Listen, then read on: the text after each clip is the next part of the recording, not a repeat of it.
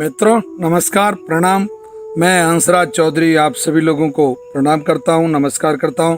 श्री नवग्रह आश्रम सेवा संस्थान मोतीबोर का खेड़ा रायला भीलवाड़ा राजस्थान की ओर से।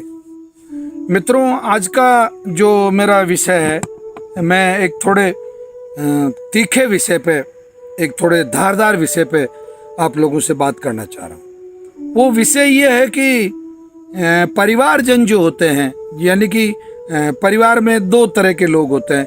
एक वो होता है जो रोगी होता है, कैंसर का रोगी होता है, चाहे वो किडनी का रोगी होता है, चाहे वो गंभीरतया दो ही मान ले अपन। एक तो मान लो जैसे, और कुछ मामलों में जैसे लीवर वगैरह का भी हो सकता है, परंतु मैं कैंसर के विषय में बात कर रहा हूँ। कैंसर के रोगी से परिवार वाले कब चिढ़ने लग जाते हैं, मतलब यानी कि वो जो रोगी है वो उनको मैं एक सही शब्द का चयन करना चाह रहा हूँ, बुरा तो नहीं लगता है, परंतु एक ऐसा लगने लग जाता है कि जैसा नहीं लगना चाहिए। मेरी बात को समझने की कोशिश करें, मैं बहुत खरी खरी बात सुनाने वाला हूँ आज आपको, और आप लोग इससे नाराज अगर होते हो तो हो जाए, बहुत अच्छा रहेगा, थोड़ा फायदा रहेगा, इससे रोगी को फायदा होगा। मतलब मेरा हमेशा जो मोटिव रहा है वो यही रहा है कि रोगी को, आतुर को, हमारे आयुर्वेद में उसे आतुर कहते हैं, उसको लाभ होना चाहिए। परिवार को लाभ निश्चित रूप से हो जाता है, क्योंकि अगर रोगी ठीक हो रहा है तो वो लाभ परिवार को भी हो रहा है। अब मैं मुद्दे पे आता हूं।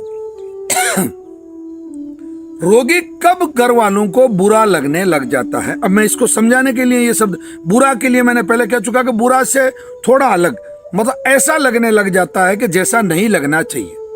मतलब उसके प्रति जो एक सहानुभूति का जो स्तर है वो आने की जगह परिवार के लोगों में चिड़चिड़ापन आने लग जाता है रोगी के प्रति। रोगी को वो कहीं पे भी लेके जाते हैं, किसी भी चिकित्सक के पास लेके जाते हैं, किसी भी संस्थान पे वो लेके जाते हैं जहाँ उसको लाभ होना चाहिए, वहाँ वो अगर घर वाले, जैसे मैं आज का उदाहरण बता रहा हूँ, आज की ताज़ा बात है।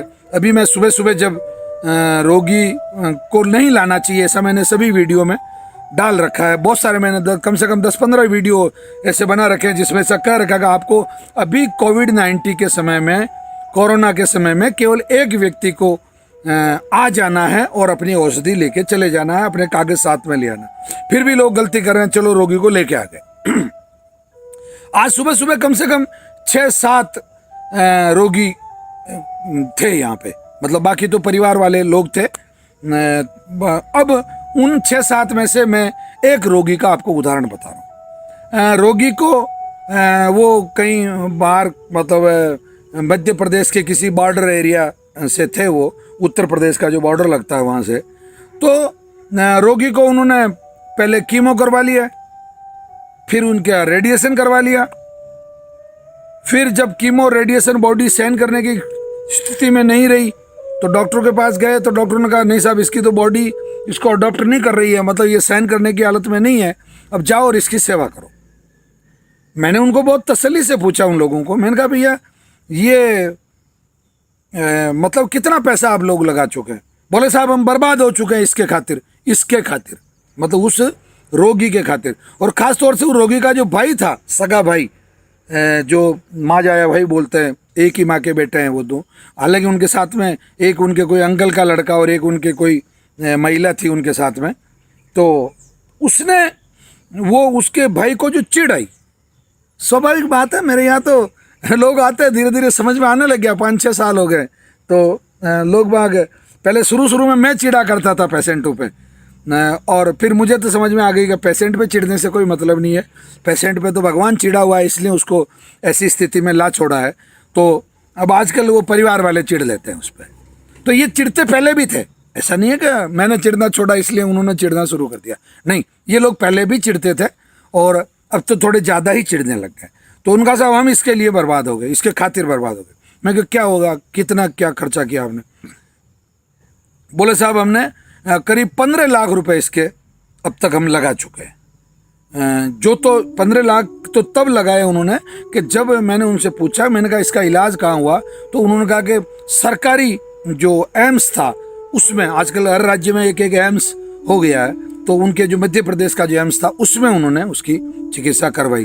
तो इतना होने के बाद में भी 15 लाख रुपए उनके खर्च हो गए, क्योंकि मेडिसिन वगैरह के सब के पैसे लगते ही हैं, सभी चीज़ें फ्री नहीं होती है जो भी था। और अगर बाहर करवाते, प्राइवेट जिसको बोलते हैं, उसमें अगर करवाते तो ये आंकड़ा कम से कम 45-50 लाख के आसपास चला जाता। जवान लड़का 25 साल का बिल्कुल कंकाल की हालत में हो गया, मतलब उसकी आप शक्ल देखो तो आपको डर लगने लगे, ऐसा मतलब वो दिखने लग गया। पूरा हाँफ रहा है, श्वास पूरी नहीं ले पा रहा है, मुंह नहीं खुल रहा है उसका, और इतना बुरा रेडिएशन पूरी बॉडी पे, पूरी बॉडी ब्लैक काली पड़ी हुई है। ऐसी स्थिति में अगर परिवारजन उस पर अगर चिढ़ते हैं तो मैं निश्चित रूप से कहता हूं कि वैसी स्थिति में फिर रोगी हिम्मत हारने लगता है। वो देखता है परिवार वाले मेरे पे चिढ़ने लग गए, मेरा भाई मेरे पे गुस्सा करने लग गया। नहीं, ये बहुत ईमानदारी से कह रहा हूं, ये वीडियो वो भाई भी देखेंगे जिनके लिए मैं बना रहा हूं, और वो पेशेंट भी देखेगा जिसके लिए मैंने बना रहा हूं, और वो लोग भी देखेंगे जो उस समय जिस समय उस भाई ने ये कहा और मैंने क्या किया जो बता रहा हूं। मैंने उसके भाई को डांटा बहुत बुरी तरीके से। मैंने कहा मेरे दोस्त, ये बीमारी इसको हुई है, तुझे हो जाती तो क्या करता तू, और ये तेरा इलाज करवाता, और अगर ये कहता ये बात कि साहब इसकी वजह से हम बर्बाद हो गए, ये जो गुस्सा तू बता रहा है, ये मारुति वैन से उतर के और तू जो मतलब क्या कहूँ फिल्मी हीरो जैसी एक्टिंग कर रहा है, नाटकबाजी कर रहा है, नहीं, ये नाटकबाजी बिल्कुल अच्छी नहीं है, नहीं होनी चाहिए। एक पहला चैप्टर हुआ कि इस तरीके से पेशेंट पे चिढ़ना नहीं चाहिए, बल्कि मैंने उनको ये बताया कि चिढ़ने से कोई समाधान नहीं है, गुस्सा करना समाधान नहीं है, बीती तेई बिसारी है, आगे की सुध ली। अब जो हो गया सो हो गया, अब कम से कम इसके प्रति सहानुभूति वाला व्यवहार रखो, इसके लिए मेडिसिन की व्यवस्था करो। तुम बहुत अच्छे सेंटर पे आए हो, यहाँ से लाखों लोग ठीक हो रहे हैं, ये भी ठीक हो जाएगा, ऐसा कोई चिंता का विषय नहीं है। और इस पे ये एक दूसरा और होता है, मैंने अब तक का जो मेरा अनुभव है पिछले 6 साल का, वो अनुभव ये कहता है कि अगर किसी महिला को, मतलब सभी महिलाओं की बात नहीं कर रहा हूं, किसी भी महिला को अगर कैंसर हो गया तो अधिकतर, यानी कि करीब करीब मोटा मोटा ये मान के चलो कि 60-65-70% ससुराल वाले उस महिला को पियर छोड़ देते हैं, बोले साहब इसको तो कैंसर हो गया, अब आप इसकी सेवा करो। उस स्थिति में छोड़ देते हैं कि जब उसके 1-2 बच्चे भी हो चुके होते हैं। क्या शादी करने के बाद में वो आपकी पत्नी नहीं है, वो आपके बच्चों की मां नहीं है? नहीं है तो सिर्फ आपकी बहन नहीं है, नहीं है तो सिर्फ आपकी मां नहीं है, छोटे छोटे बच्चे हैं। क्या क्या कहां जा रहा है जमाना, कितनी निर्दयता कर रहे हैं लोग। उस बहन को, उस महिला रोगी को आपके द्वारा छोड़ देना, हकीकत कह रहा हूं, आप ऐसा ही काम कर रहे हैं जैसा कि भगवान आपको छोड़ दे। आप किसी भी धर्म को मानते हो, चाहे मुस्लिम धर्म को मानते हो, चाहे सिख धर्म के अनुयायी हो, चाहे जैन के हो, चाहे किसी भी मतावलंबन से आपका संबंध हो, किसी भी धर्म में, किसी भी मजहब में, किसी भी सिस्टम में ये कहीं नहीं लिखा हुआ है, ये कहीं शिक्षा नहीं दी जाती है कि आप किसी रोगी को अच्छा, मतलब एक कहावत है बहुत अच्छी, मतलब मीठा मीठा गप गप और कड़वा कड़वा थू थू, ये किसने बताया? ये कहां से सीख लिया आपने? भारत की संस्कृति तो कम से कम ऐसी नहीं है, बल्कि मैं तो कहता हूं मानवता की संस्कृति ऐसी नहीं है कि जिसमें आप कैंसर हो जाने के बाद में किसी पेशेंट को अपने पैर छोड़ के आ जाएं, उसके पैर, और आप लोग कहें कि साहब आप करवाओ इसका इलाज। मुझे ताज्जुब होता है यार, हद होती है। नहीं, ऐसा नहीं करना, कभी नहीं करना, नेवर नेवर नेवर, कभी ऐसी गलती मत करो। भगवान जिस दिन आपको छोड़ देगा क्या होगा। और ये तो बिल्कुल ब्याज सही चुकाना पड़ता है संसार में, मैं सही कह रहा हूँ, आध्यात्मिक व्यक्ति हूं मैं आपको सही सलाह दे रहा हूं, आपको ब्याज सही चुकाना पड़ेगा। और तीसरी गलती एक लोग और कर रहे हैं, वो गलती ये करते हैं कि जैसे कोई माँ बीमार हो गई, उसके 3 बेटे हैं, 1 बेटी है, बेटी की अपनी गृहस्थी है, बेटी अपने ससुराल में कमा के खा रही है बहुत आनंद में। माँ के बीमार होते ही वो जो भौजाइयां हैं, वो जो 3 भाई हैं, तथाकथित रूप से भाई हैं वो तीनों, और बेटे हैं उस माँ के, वो अपनी बहन को बुला लेते हैं, अरे बहन तेरे में हमेशा इसके प्राण रहे हैं, ये हमेशा तेरे को ज्यादा चाहती रही है, ये इसका और तेरा स्नेह शुरू से ही बहुत अच्छा रहा है, तो इसकी ये ठीक होती जब तक ये इसकी सेवा कर। वैद्य जी कह रहे थे ये 9 महीने में 10 महीने में ठीक हो जाएगी, तो तू 9-10 महीने इसकी माँ की सेवा कर।